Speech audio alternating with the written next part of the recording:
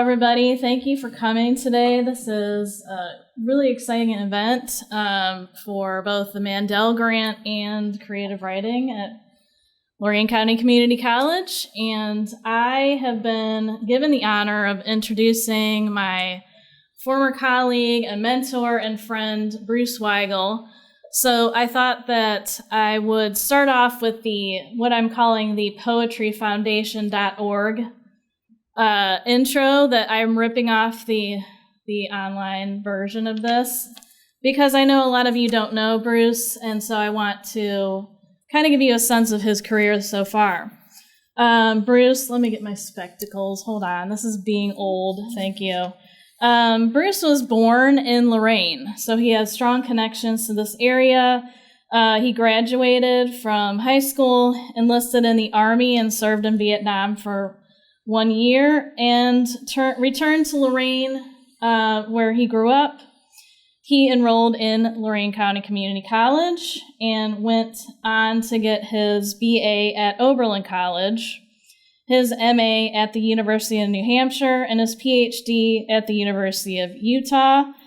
Had a teaching career at Penn State, and also had a teaching career back here at Lorain County Community College, where I started working with him in 2005 when I was hired, and he has been my mentor and my friend, and he's the one who taught me how to teach creative writing.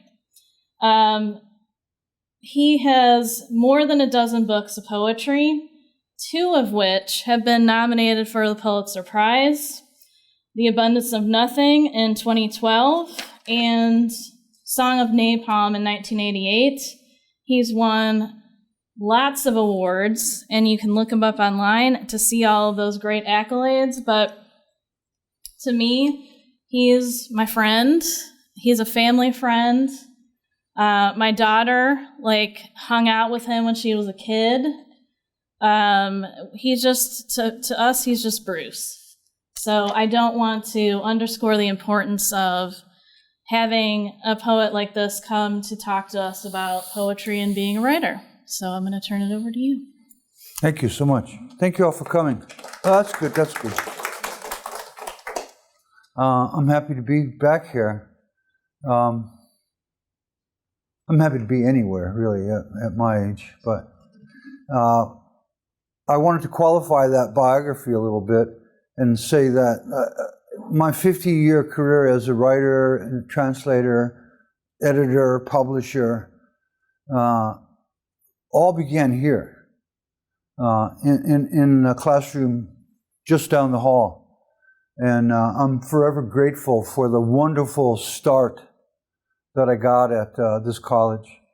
And I'm grateful also for the years I had as a teacher here. That included my meeting dozens of really talented writers who went on to graduate degrees and sometimes publication. I also want to qualify that biography a little bit by saying that we're talking about pathways for writers today, but I want to share with you that my experience as a writer has been mostly literary. And I'll explain a little bit later what exactly I mean by that, but in addition to the literary writing that I pursued, both as a student and as a professional writer, along the way, to pay the bills, I also did a variety of other kinds of writing. To pay the bills, but not the big bills. Come on in. Things like writing for newspapers, writing for magazines, writing radio ads, which is actually quite profitable. That sort of thing. Writing travel brochures. Writing letters as if they were written by someone else, for someone else to use. So there's dozens of ways on the side to make money as a writer, even as you pursue a literary career. There's a seat right up here if you want to take it. Okay, thanks. And I think that a writer, no matter what you decide to pursue, should never forget about those things. Because one reason is you can make a little bit of money doing that. But the second reason is that it's great fun, and you learn a lot about the world around you doing that kind of writing. And you learn a lot about the different kind of people around you. And that only makes you a better writer. So primarily what I'm going to talk about is literary writing, but we'll talk about those other things as well. So there's three basic ways that you can become a writer, I think. One is academic way. The second is on-the-job training, and the third is self-taught. I know writers who have achieved high-level writing careers following each one of those paths. So it's not right to say there's one way to do it. The way I did it was the academic way. I didn't grow up in a house of books. I was a terrible student through high school. It wasn't until after my experience in the Army and the war that I started reading. But once I did, I realized the wealth that was there for me. Because I decided early on that I wanted to try to write something like I was reading, it was important to read the best that I could find and learn from the smartest people that I could be around about that literature. That's the academic way. And, if you choose that way, you can start right here in this building, taking creative writing classes. The benefit of creative writing classes is that you get to share your work with other people. And that's real important, especially early on in your career. To have that immediate kind of feedback is really critical. It's a little tough at first to get over the stubbornness that we all have inherently to want to defend our work when we hear it attacked or criticized.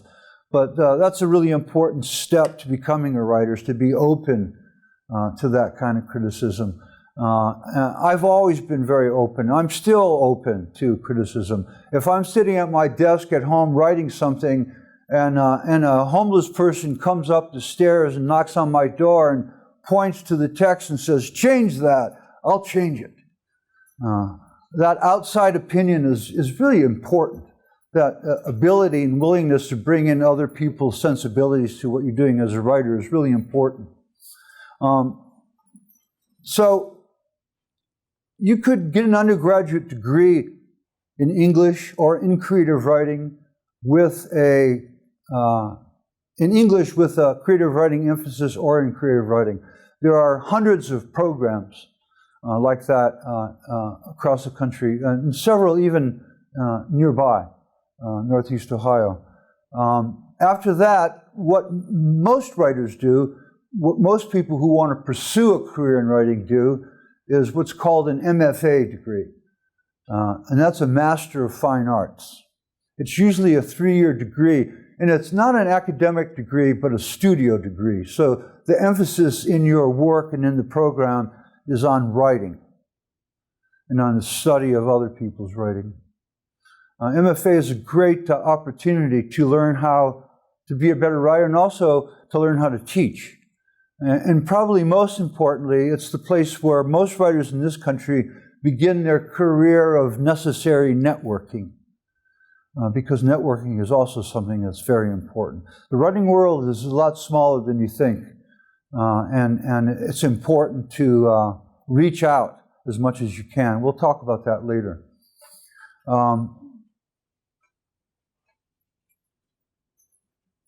On-the-job training.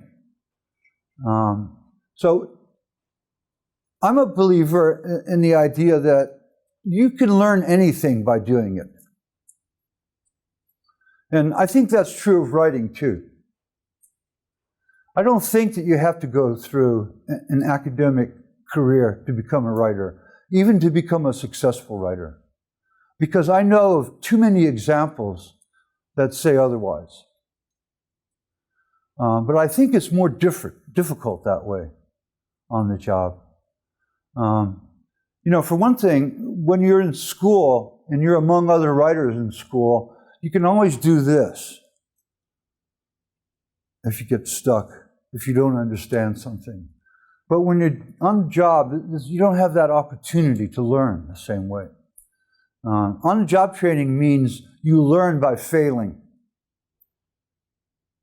It's kind of a hard way. You can tell already that my recommendation is the academic way, even before I've gotten to the third one, which is self-taught.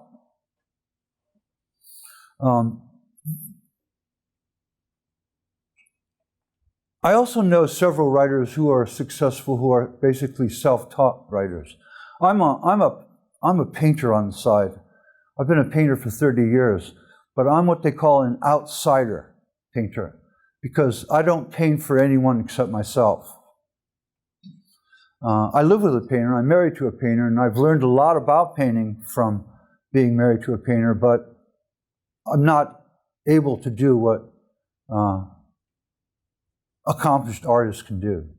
I do it because I love doing it and it makes me feel good. And when I die, my children will be able to sell it for a lot of money. So how would you go about the self-taught route? You know, the good and bad news is it's reading. That's what you have to do. And every writer that I know, every serious writer that I know, is a voracious reader. You know, these are the kind of people that when they sit down for breakfast, they have to read the back of the cereal box. That kind of reading. Whenever you see a text, you're engaged by it. You want to be drawn into it. That alone is such important training for writers. The self-taught way could also include, and often has in history, if you're lucky enough, a mentor. So without enrolling in a class in a university or a college, you could go online and investigate the literary community around you, and in so doing, you'll be able to find people who offer themselves as mentors, as literary mentors. When you do the academic route, your mentors are your teachers. There are writers who teach in those programs that you're attending. On the outside, you have to find one on your own. It's possible to do.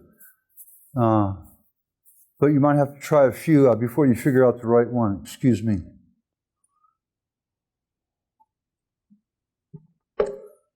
So, first thing to do is decide which path you want to take, I think. And then, whatever it is, commit yourself to that path. The bad news is that writing is really hard work.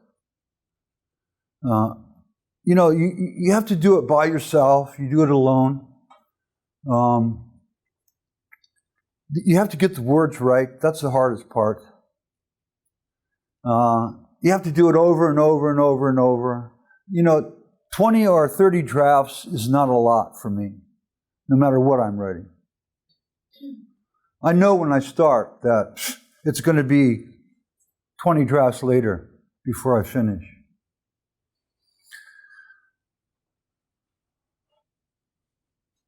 Any questions at this point? I wanted this to be more like a conversation than a talk, than a paper or an essay. Yes? Just curious about the distinction between on-the-job training versus self-taught.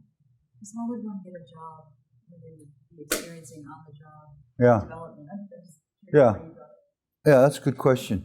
And it reminds me of something else I wanted to say, and that is that, you know, developing writing skills in this day and age is going to help you no matter what career you choose. They're essential. You know, I remember several years ago I read a Wall Street Journal article about IBM where the IBM management was saying how they preferred to hire English majors instead of computer majors because they said they can teach them the computer stuff, but they can't teach them how to read and write. So reading and writing is still critical to any job, especially now with so much work being done online. So that's one way to think about it. The first thing to do is just start looking for writing jobs. See what's available and see how the description of the job suits your abilities. So literally just Absolutely. I work in a completely different. Absolutely. Yeah, I got a job once at a radio station outside of Oberlin. I just went in there one day, and the woman in charge said, I need an ad for blah, blah, blah. Write it right now. So I did. I wrote a little jingle, and they hired me. And I worked there for a while. It was a lot of fun. I learned a lot. So there are a lot of those kinds of jobs around. There's also, depending on what you do for a living, there's also the opportunity to write within the employment world that you're already in. And being able to write is a way, no matter what field you're in, it's a way to move up the ladder.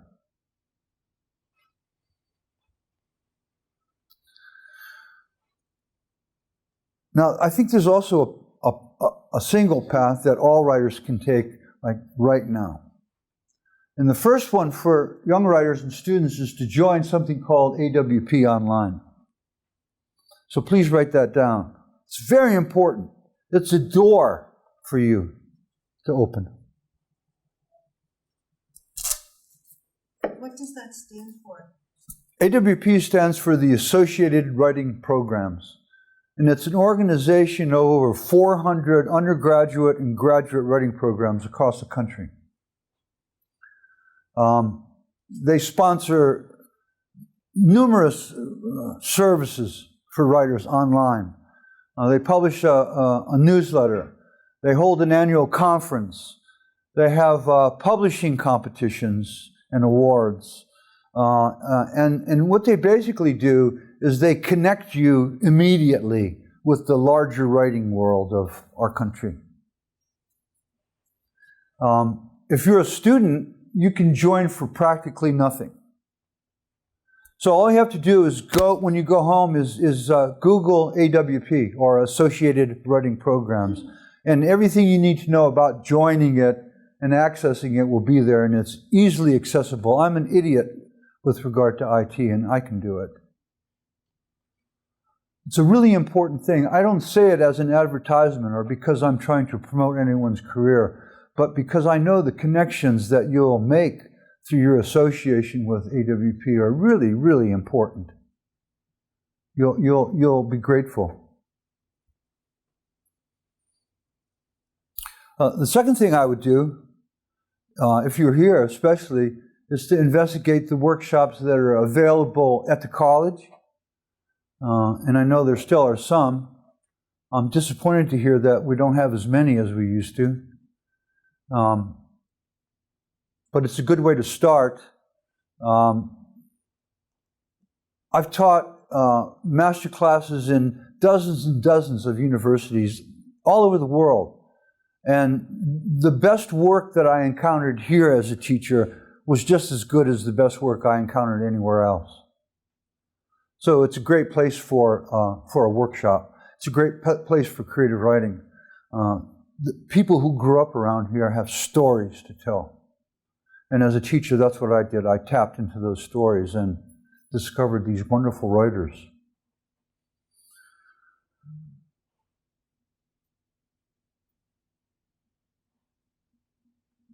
If you don't want to take workshops here, online you can also find community workshops. And I know in the Cleveland area there are several regular ones, and I've been to some of them. And they also sponsor readings, open mic readings, workshops to which they sometimes invite local writers, local published writers, things like that. You'll be surprised if you start looking how much of this that's actually there in our area. Cleveland's a very active literary community. There's CASE, which has a writing program. Cleveland State has a writing program and a poetry press, and something called the Poetry Center.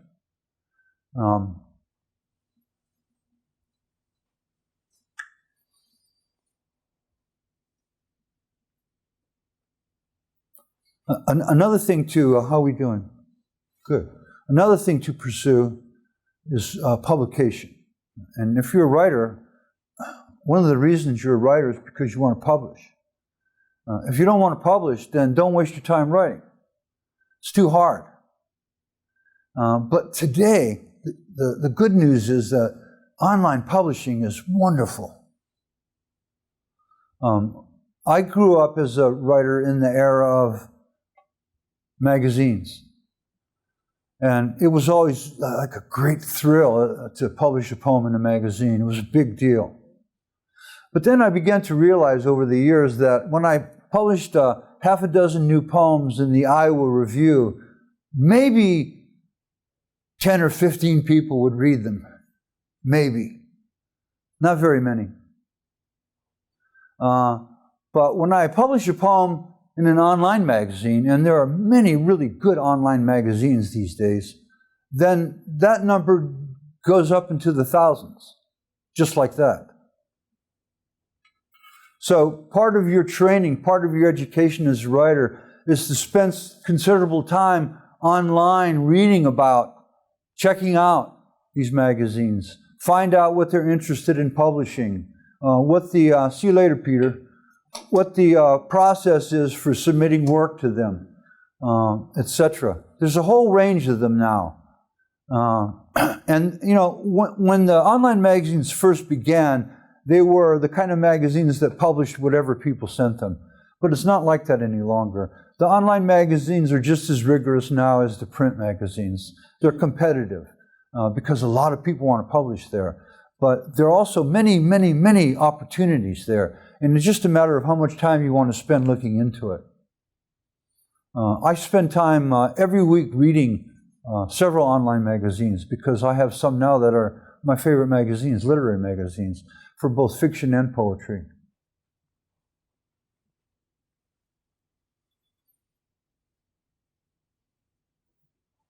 So research the magazines and submit your work. I talked about a mentorship a little while ago, and I want to bring that back up again because from my point of view, it's probably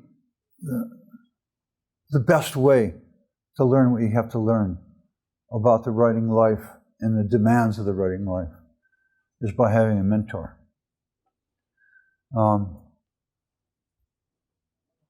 I was someone who grew up never being afraid to ask people questions if I didn't understand something. And I wanted a writing teacher that I could do that with. I wanted a writing teacher that I could ask. Unknown caller. Oh, it went off. That was good. How did it do that?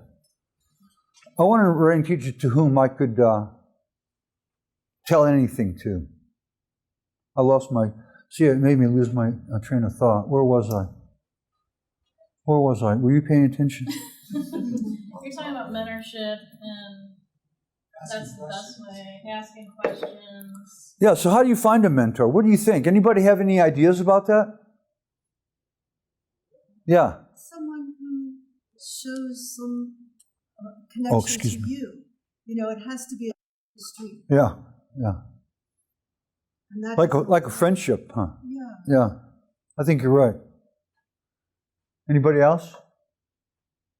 Yeah. Just generally throwing yourself in environments where you know writers will be. Absolutely. That's a great idea, and I love doing it that way. There's a bar in Cleveland, I wish I could remember the name of it, that sponsors every second Thursday of the month a poetry reading, open mic, and invited with poets and musicians. And I was invited to do that not long ago. And I really worried over it because I kept waiting for the rehearsal part, the practice part, and there never was any. They just kept saying, "Oh, just come." So I came, and the musicians were there, and I said, "Well, what do we do now?" And they said, "Well, just start reading." So I started reading, and then they started doing some music, and real quickly, because they were talented, they tuned into what I was doing as a writer, and then after a few minutes, it started going back and forth. It was so much fun, and I had the realization that this is how poetry should be done. And in fact, if you think about it, it's how poetry was done as far back as we can go. It's how the Greeks did poetry, singing and dancing while they recited it. So that's in Cleveland. That's just one opportunity, and there are dozens of those kinds of opportunities around the literary community in Cleveland, and all you have to do is get online. I also wanted to talk about commercial versus non-commercial writing. So I published over 30 books, and out of those 30 books, only one of them, or maybe two, would be considered commercial. So I don't consider myself a commercial writer, not because I don't want to be one, but because I'm another kind of writer. I'm what people call a literary writer, which is a little bit different. But there's two good publishing venues for both sides. For the commercial writer, there's commercial publishing, New York publishing, where the decisions are not only editorial decisions, but financial decisions too. How much money can we make on this book?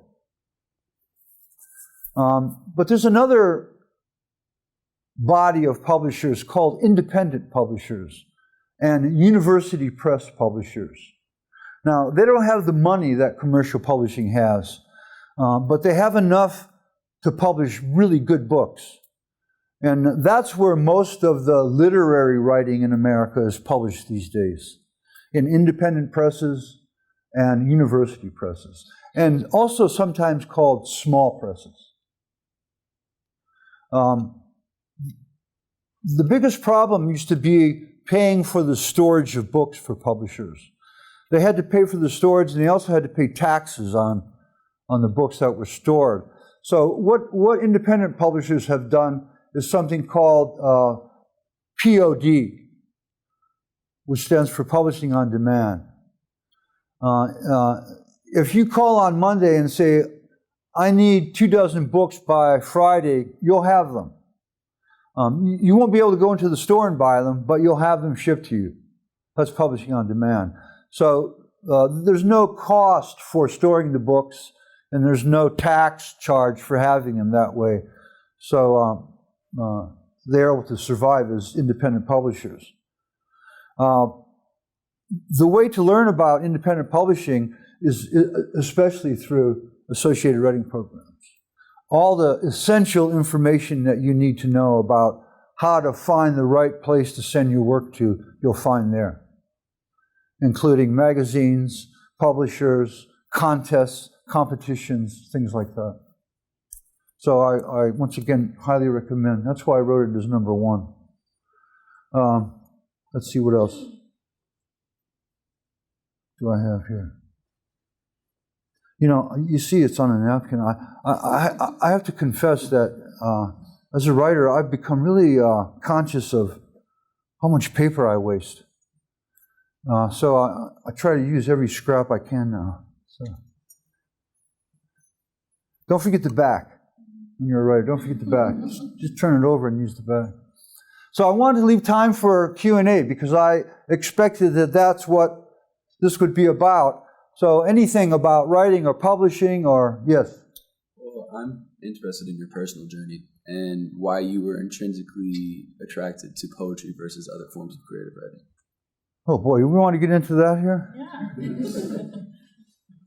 So I told you what? I didn't even pay him to say that. So I told you I grew up in a house of no books. My father didn't graduate from high school. My grandparents were European immigrants who didn't go to school. So it wasn't something that was natural to me. But once I fell in love with reading, I dove in head first. When I came back from the war, at the time, we didn't know what happened to us. This was 1968. I was there in 1967 to 68. So we didn't know what had happened to us. We didn't know what was going on. We just knew we were fucked up.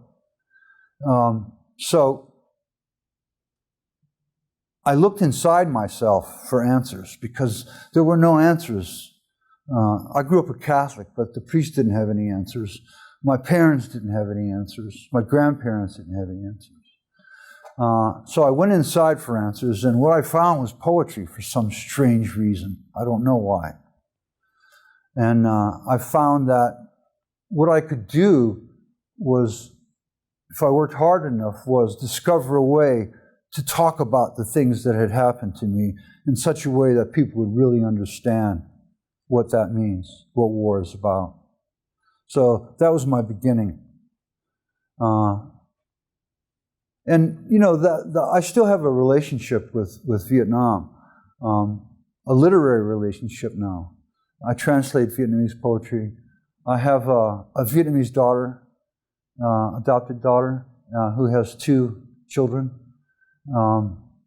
So it's still very much a part of my life, but in a very different way, as a literary person now, not as a grunt.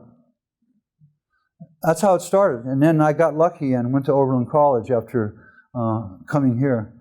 And What did you go to Weigl College for? For creative writing. For creative? Yeah. Okay. Yeah. Yeah, they had a burgeoning creative writing program in the 70s, and it was a real popular thing, and I met a lot of wonderful writers there. 2 writers that were in the same workshop that I was in won the Pulitzer Prize, and I was a finalist for the Pulitzer Prize, but I didn't win. What I say is, instead of saying I'm a finalist for the Pulitzer, I say I lost the Pulitzer. So it was an exciting place to be. And then I went to New Hampshire because I wanted to work with a poet named Charles Simic, who was from Yugoslavia, and my maternal grandparents were from Yugoslavia. So I felt a kinship with him, and I loved what he was doing in poetry, a kind of magical realism poetry. And then I went to Utah because I wanted to pursue the academic side more. I wanted to read more. So I went and studied with a poet named David Smith, who was also a scholar, and I learned a lot about English prosody and formal poetry from him. That was my roundabout way of doing it. A lot of parties along the way, a lot of drunken nights and hungover mornings. You know, all of that is part of it too, but mostly work. And if you're lucky, and what happened to me happens to you, will be that you'll fall in love with the work. This morning, I have to confess, when I got ready to come here, I was working on I just recently finished a novel manuscript, and I was working on it, just kind of cleaning it up. And I liked it so much that I didn't want to leave. And what I like about it is the work. So there's always that. Publishing is a difficult thing to do, and it's the business part of writing, and that's how you have to approach it. And you have to do it on a regular basis. If you want to publish your poems, put them together, send them out to magazines. When they come back, have another envelope already ready to send to another magazine. Keep 30 poems in the mail at all times, and I promise you, you'll begin to publish. Or 30 stories, or 30 nonfiction stories. In terms of genre, I'm a strong advocate of writers doing as many genres as they're able to. I think, number one, it's a way to make money, but number two, it's really good for, if you're a novelist, it's really good for your fiction to write poetry. If you're a poet, it's really good for your poetry to write fiction and nonfiction. You know, you expand the range of your literary dictions by doing that. Questions? Yes. You have to speak up because I don't hear very well. You said before you publish, you have at least 20 drafts. At what point do you begin editing? Do you complete the first draft and then revise, or are you revising as you go through? Yeah, that's an important question. It's different for me with poetry and fiction. The way that I learned to write fiction was from a novelist named Larry Heineman, who won the National Book Award for a book called Paco's Story, which is a great novel. And what he said was, the way you write fiction is you find a couple interesting people, and then you follow them, and you write down what they do and what they say. So that's how I write fiction. With poetry, it's very different. It seems to come from a different place, and it seems that I don't have as much control over what it's going to be as I do with fiction. Does that answer your question? Not really. I mean, poetry-wise, yeah. Yeah. Fiction-wise. Yeah.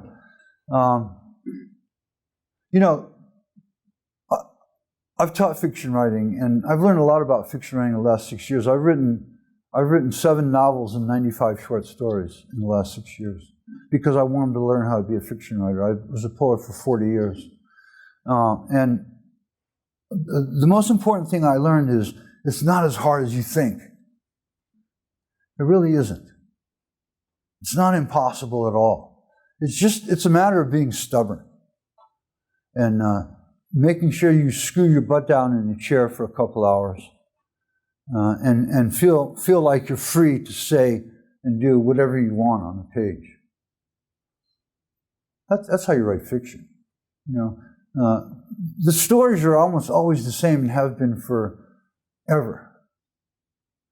There's the departure, there's the initiation, and there's what's called the nostos, or the return. And it means return with knowledge. Next time you read a novel, think about that structure, and you'll see how closely it fits so many of our stories. So that's not the hard part. The hard part is trusting yourself to say what you feel. And I think that's true of any kind of writing that you're doing. Well, what other questions do you have? Yes? What was your biggest challenge as a writer, and how did you overcome it? My biggest challenge as a writer.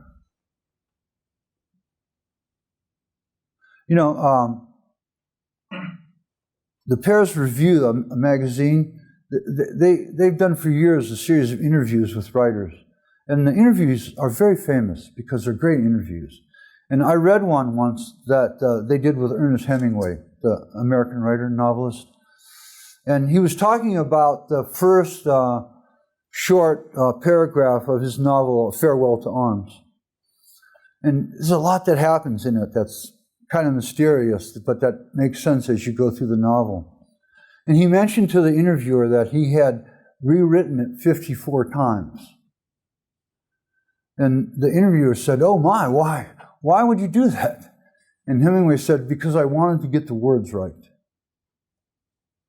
So when I heard that story, I took an index card and I wrote that down, and I still have it all these years later where I work on my desk, because that's what we're trying to do. We're trying to get the words right. And, you know, that's an impossible thing to do, but it's also a really exciting challenge to try to figure it out. But it has to begin by trusting yourself, not someone else, trusting yourself, and joining AWP. Bruce, could you talk about like a day in the life of like what your day is like? Because what I always think about you telling me, and my husband, who's also a writer, is you got to do it. You have to do it every day. You need to just write whatever's in your head and keep writing it and then edit it later. Yeah, definitely. But you write every day. Every day, yeah. I don't know any other way to do it. I mean, it takes me a long time, so I have to do it every day. But like I said, I also really enjoy doing it. So, it's, you know, it's not like really like work. The only thing that's hard on is my back. I'm going to get one of those stand-up desks because I like standing up and working. I figured out. What was your question again? Like, what does your day look like? Well, my day. So really, you want to hear that? Yeah. I think about it all the time. Like, that is one thing that I just think about, like, that you are up writing every single day. Yeah, I get up early. I like to get up before everyone else is up. I like that. I like the house, the way the house feels when it's quiet like that. Hey, brother. How are you? I'm fine. How are you doing, Ron? And then, you know, I do what everyone else does in the morning. And I like to start the morning by watching as much local, national, and international news as I can. That's left over from PTSD. I have to know what's happening around me in the world, whether I can do anything about it or not.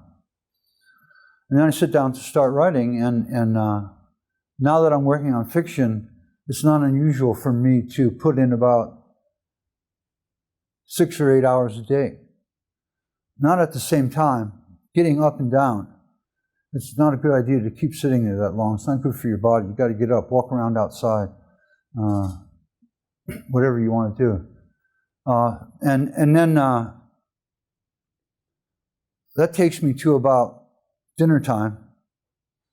So I usually go over what I've written, maybe do a little tending to it, maybe not.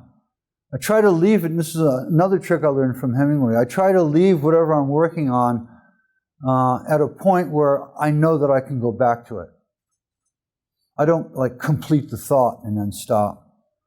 I keep the thought open so that when I return the next day, I'll say, oh, I know what to do. I'll know where to go. So I do that every day. Every day. And the result is I can get a lot of writing done. I wanted to share with you, I wish I had them to give, but if you want to see some of the books I published, you can pass these around. So it sounds like a lot of work, but it allows me to do that. And you know, most of that comes from hard work, from sticking to it, from staying with the text until I got the words right. You know, I love it when this guy takes my photograph because he always makes me look good, and he's the only one who can do that. I don't know how he does it. He has some kind of magical lens. Yes? Aside from Hemingway, are there any writers that have left a huge mark on you? Writers? Poets or novelists? Anyone? Yeah. Well, you know, I like literature across the centuries. I studied the Greek classics when I was in graduate school, and I love Homer. And I love the Roman poets. Horace is one of my favorite poets. So all through the centuries, I have favorite poets. I love the British Romantics. John Keats, especially, is a favorite poet of mine. Early American poets that I really liked were Emily Dickinson, who's the greatest American poet, and Walt Whitman. These days, I'm reading a lot of fiction because I'm writing fiction, and I really like a novelist named Russell Banks. I highly recommend his work. He just died not long ago, but he published about 12 novels, and they're huge. They're books that have a world view, not just a local or a personal view. But I like to read widely. I like, you know, friends say you got to read this, so I'll try it. Any other questions? Yes, sir. Why do you think some authors, what makes an author, I guess, more successful than others? Is it like quality of writing or just more of wider range, like genre? Yeah, well, that's an especially important question these days. And I was really hoping that no one would ask that question.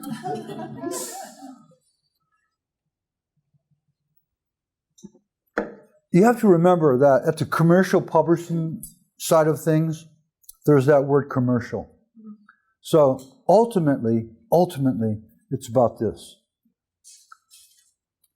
So what is part of that? A part of that process is figuring out who's buying books and what they're buying books about and who the authors are that they're buying books from.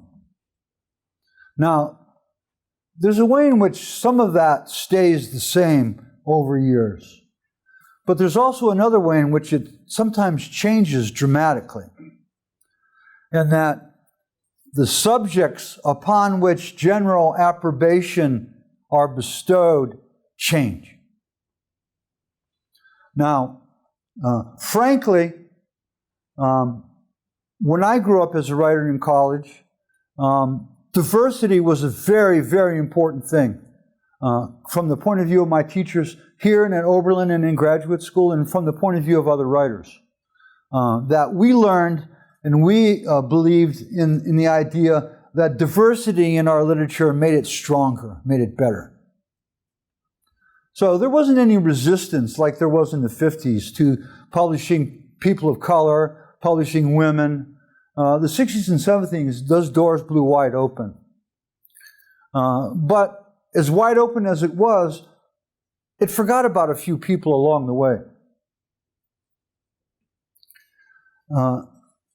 Today, if you came to me and you said that you just finished a novel about a motorcycle gang in Amherst, Ohio, that took over a bank and had ultimate plans to kidnap the president and take over the White House, and you get to work on that. And you showed it to me. Yeah, and you showed it to me, and I thought, oh, this writing is really good. It's crisp, it's original, it's interesting. Yeah, we need to show this to my editor. And let's say you wrote a book. And you wrote a book about growing up in a single-family house, realizing as an adolescent that you were a transgender person, and the life that you had to scratch out for yourself as a result of that. So you hand that manuscript to me. I read it and I say, oh, the writing's really good. Which one today has a better chance of being published? Which one? The answer should be immediate. This one. That's where literary trends are these days. Race, gender, ethnicity, sexual preference. Those are subjects that are highly desirable among commercial publishers. Why is that true? It's because people want to read about that. Because we haven't written about that much in the past. So that's not a criticism from my point of view. Like I say, I think that opening those doors as wide as possible is the best thing we could do for our literature. But it is a warning that it's not as easy as it used to be to just write and publish things about your own life. That you have to try to reach a little bit further, a little bit deeper. Does that make sense? Okay. When did you realize that maybe one of the most difficult times in your life, your service in the Vietnam War, actually was maybe your greatest gift? Yeah, I think when I wrote a poem, called Song of Napalm a long time ago, and when I read that poem, I realized I could never have written it without having served in the war. So, you think about it this way. Would I trade my literary career for my experience in the war? And it's a difficult decision. Especially difficult for me. I went on to make dozens and dozens of friends in the literary world of Vietnam. I have a Vietnamese daughter. I travel there and spend a couple months every year. So it's a little bit different than most people's experience with the war. Anything else? Yes, Mike. Did I answer your question? Yeah, and I guess the follow-up would be sometimes we think times of our life that are unbearable or difficult can sometimes bring out maybe our greatest work as a creative person. Yeah, we keep talking about Hemingway, but that's what he said too, that you're stronger once you survive the tragedy. It makes you stronger. Or it can make you weaker too, it can beat you down. But he said choose to make you stronger. Is it fair to say that you're mostly a fiction writer then these days compared to poets? Yeah. What sparked that? Because it's relatively a career. Money. I have 3 grandchildren, and I want to try to make some money to pay their college tuition when the time comes. So I started writing fiction, and I really had to start from scratch. I mean, I'd written some fiction, and I'd written a lot of nonfiction, but writing novels it really took a lot of practice. But it's not impossible to learn. As far as your process for when you're writing fiction, I'm sure it all begins with an idea. And then do you like develop an outline more or less and then fill it in as you Yeah. go along? Is that?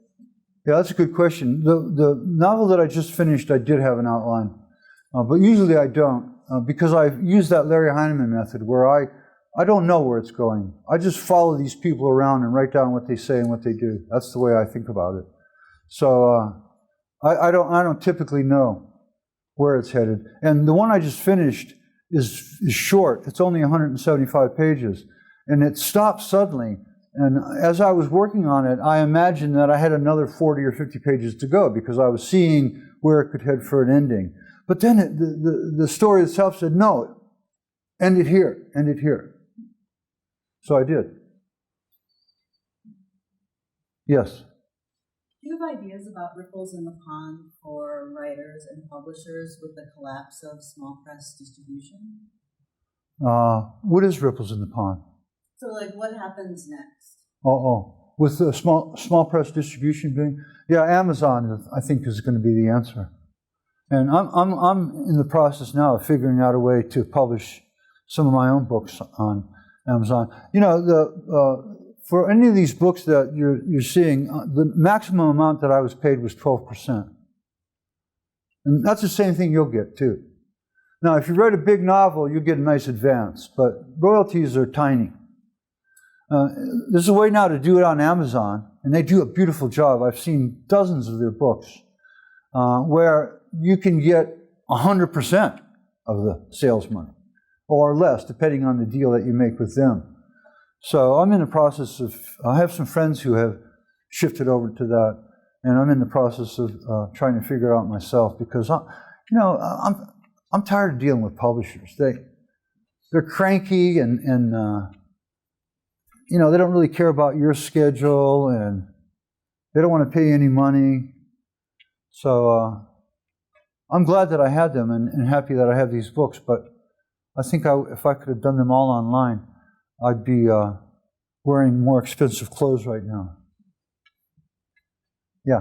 How do you feel about independent publishing, like your books influencing like physical bookstores? Like the increase in independent publishing and the publish on demand? What about it? How do you feel about it? Oh, I think it's great. Yeah, I think POD is a great solution to the problem that they had. And it allows for a lot more books to be published. And I've used it, so I know that I use it not for my own work, but for other people's work. And I know how easy it is to get books, just like that. She's asking on behalf of like Barnes and Noble.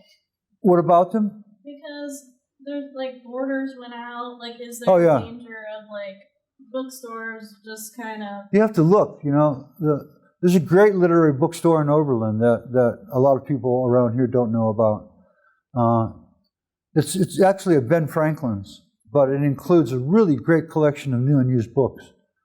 What happens is people retire from the college and sell their books to the bookstore or donate them to the bookstore. So there's always a lot of great titles there, and the prices are cheap. So once again, online, you have to just look around. Barnes and Nobles, the big bookstores, never really did that much for independent publishing because they have contracts with the commercial houses. It's a deal that's already sort of set in stone.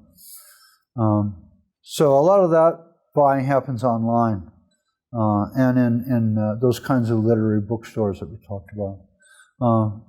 Sometimes the bookstore here carries literary works, novels and poems. Yes? Do you find it more beneficial when you're writing fiction to have an ending in mind, like with an outline, or do you like to just... Yeah, no, I can't have an ending in mind. I tried that and it doesn't work because it seems to me, for my purposes, if I have an ending in mind, then I'm too committed to getting to that place. And I might forget about things. I might lose focus on things that are happening along the way. So almost always, for all those stories I wrote, I would say 90% of them, they told me when they were over. They just, okay, stop.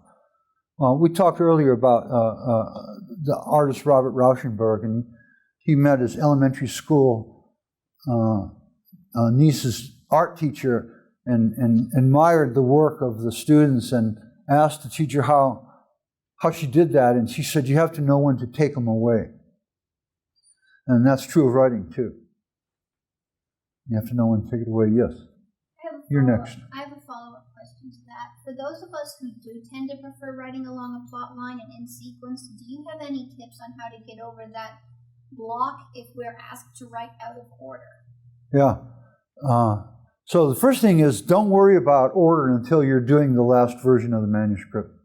What you need to do when you write prose fiction is write what occurs to you and then figure out the order later on.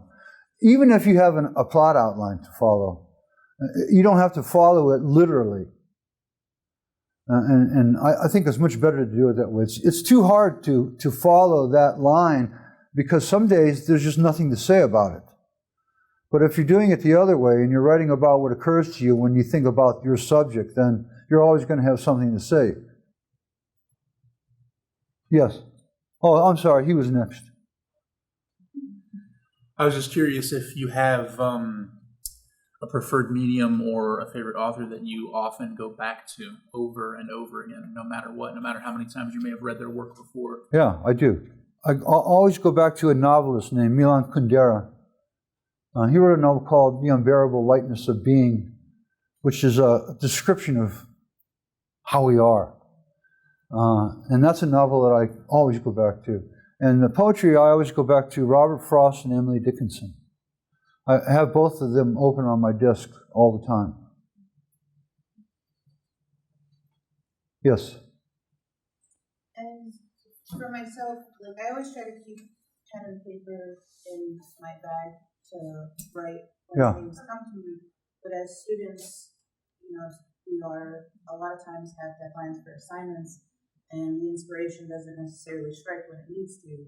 So what do you do when you're struggling to find the words for it? Well, that's a good question, and I have an answer, and I'm not being coy, is that writers are people who write when they're not inspired. Painters are people who paint when they're not inspired. So there are times when you will be inspired, but I think part of your training is to force yourself to write when you're not. And you know, one thing to write about when you're not is write about not being inspired. One thing to write about when you don't have anything to say is writing about having nothing to say. So I would approach it that way more. I think it takes some pressure off us. Anything else? Yes? I'm just curious, it sounds like online literary magazines are pretty important. Are what? Are pretty important, online literary magazines. Yeah. I was curious what your favorites are. Gosh, I don't know if I can even remember. If I had my computer, I could remember. Write me an email and I'll send you a list. Okay? I'll give you my email right now. I'll give everyone my email if you want to write to me and ask me any questions. It's Weigl, Weigl, at LorraineCCC.edu. So send me an email and I'll send you that list. Anything else? Yes. Like roughly how many drafts would you say you write for a poem? For a poem, And yeah. how do you sometimes do you ever struggle to pick between one of those drafts if you like multiple so much? Yeah, that's a great question. Hi, how are you? That's a great question. I don't know if there's an average number that I could give you of drafts, but it's part of the process. It's part of the process that I like best, because I know that it works. So the stages that I take myself through is when I first write, I don't have any filters. Whatever I feel like saying, I say, whether it sounds stupid or not, I write it down. It's important to get that down, those first instincts, those first impulses. And then the next step is this meaningful in any way? And if it is, how can I shape it? what can I do to make it more meaningful, to make it clearer? Music is real important to me when it comes to poetry. That what distinguishes poetry from fiction and nonfiction is the music. And whether it's free verse or metrical poetry, music has to be part of the process. So a large part of the revision process for me is trying to discover what the most appropriate musical form that this particular poem should take. So I do several drafts of that, different length lines, sometimes counting things, sometimes just going by my ear. And then the next step in my process is to say, and you can always retreat from this, but it's a good idea to go through it, is to say, I'm going to cut out everything in this poem that's absolutely not essential. So I do that. And sometimes it's half of the poem. Sometimes it's only a few words here and there. But my experience has shown me that by doing that, I can find the real heart of the poem.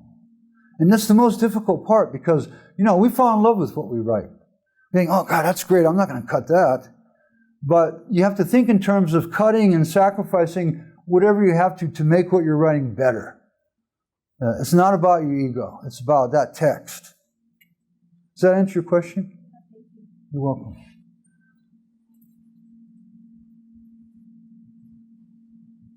Okay, behave. The boss is here.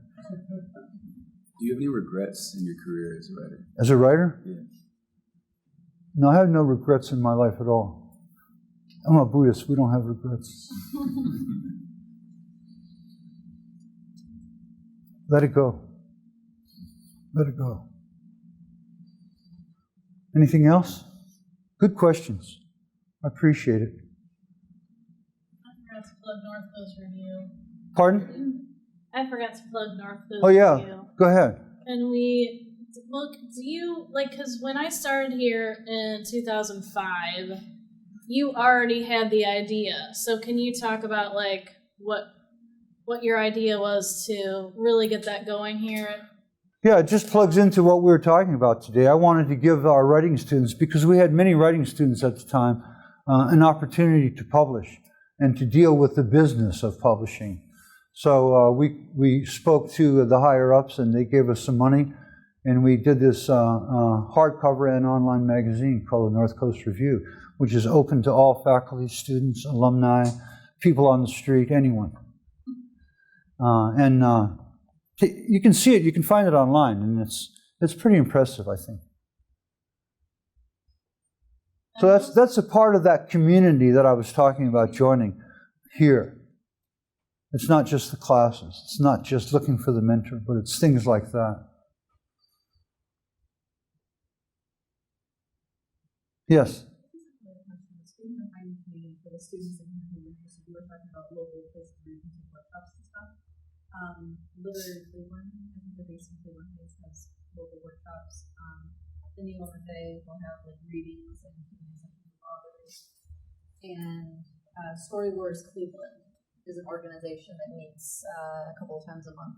Can you start over? I'm sorry. It was less of a question and more because you were talking about workshops that people can go to in organizations for the students in here who are interested. Literary Cleveland has workshops. Yeah, that's a great one. Occasionally, I think they're based in Cleveland Heights. The Neo MFA program has their workshops. I think are limited to students, current students, but they do have local authors who will come in, and so they'll have Q&A sessions. But there is a literary community built up around the Neo MFA program. Yes, absolutely. And then Story Wars Cleveland. I don't know if you've heard of them, but they do. They have an annual bash too, don't they?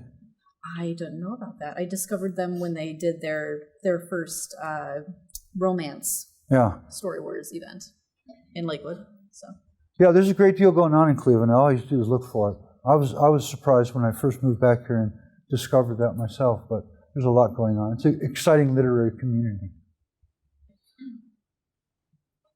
I guess we're finished. There's food up here, of course. It's $5 a sandwich. Pay me. Yeah. I have a question, and Okay. sorry, that's on to ask it, but I was trying to figure out how to word it right. As I hear what you said earlier a lot. As a writer, you should read. Yeah. While you're reading as a writer, what should you be like doing? Yeah.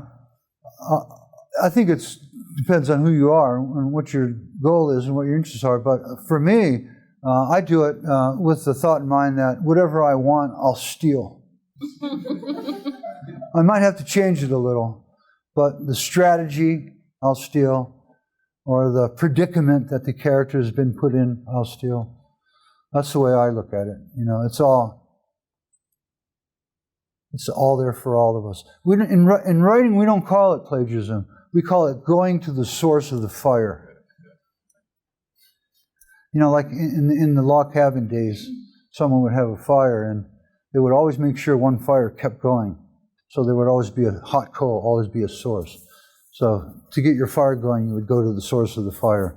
That's what reading for writers is, going to the source of the fire. You know, there's lots of ways you can be inspired by other people's writing. And it's not a bad idea to allow yourself to be influenced by it if it is good writing. On that note, do you have an opinion of AI and how it's affecting writers?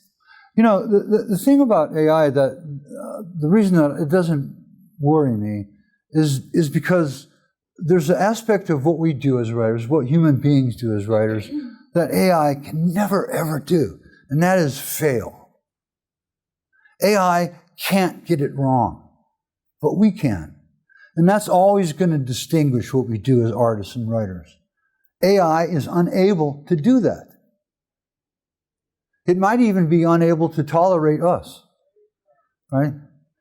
If you think about what human beings have done to the planet, and to the environment, to each other, to outer space, and you look at it from a logical point of view, wouldn't AI say, well, we need to get rid of that?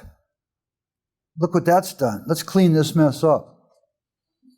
But as writers, we'll always be distinguished, I think, because of our flaw. You can call it original sin or whatever you want, but it's that human flaw that makes everything interesting.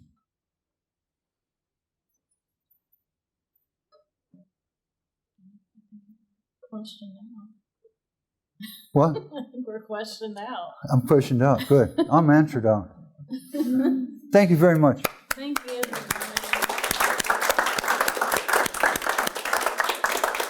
you.